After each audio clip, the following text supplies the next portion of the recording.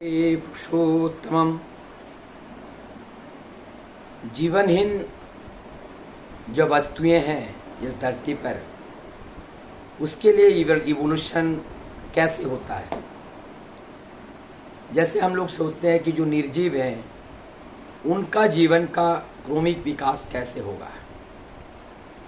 जब इस विषय में देखा जाता है, कोई भी वस्तु निर्जीव नहीं होते हैं।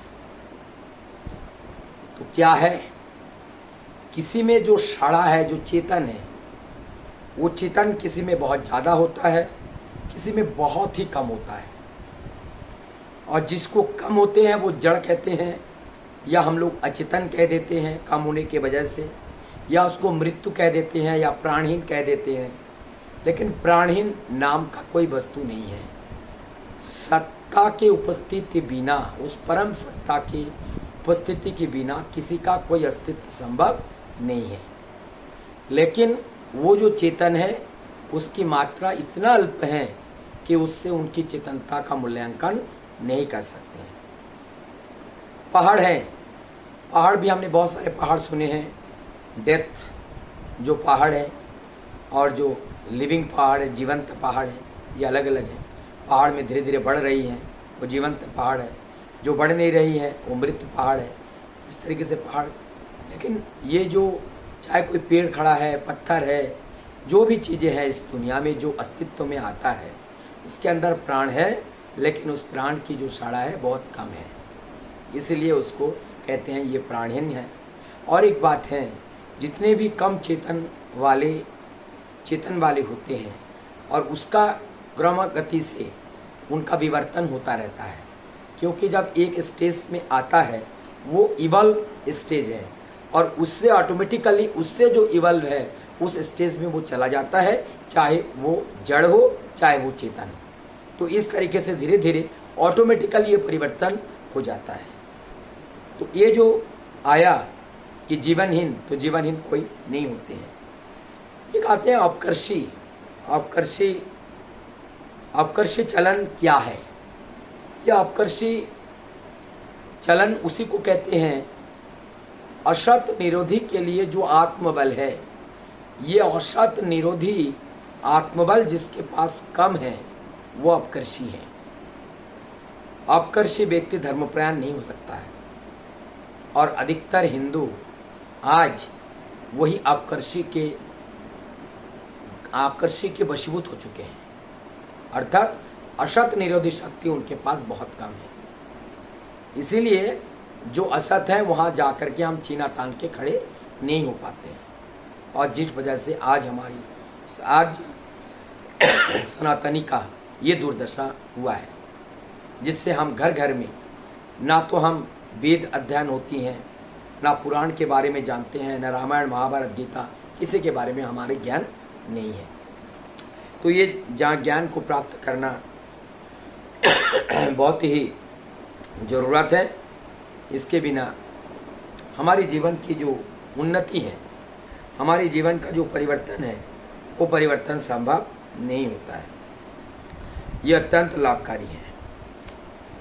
इस तरह से हमें बहुत सारे और भी समस्याएं जो हमारी इसमें आती हैं, इसमें एक जो ब्रह्म ज्ञान के बारे में, ब्रह्म ज्ञान हमारे जीवन को किस तरह से लाभ पहुंचाता है, इस बारे में अगर हम जानकारी करें तो ब्रह्म ज्ञान, ब्रह्म क्या है? ब्रह्म वही सत्य है। ब्रह्म के बिना अगर हम चलेंगे तो अंधेरे में जाएंगे। हमें अनुसरण ब्रह्म का करना है, साधना उस ब्रह्म का, उस परम सत्य का करना है, क्योंकि वही सत्य है, वही आनंद है, वही जीवन है। जीवन ही आनंद है तो आनंद ही ब्रह्म है।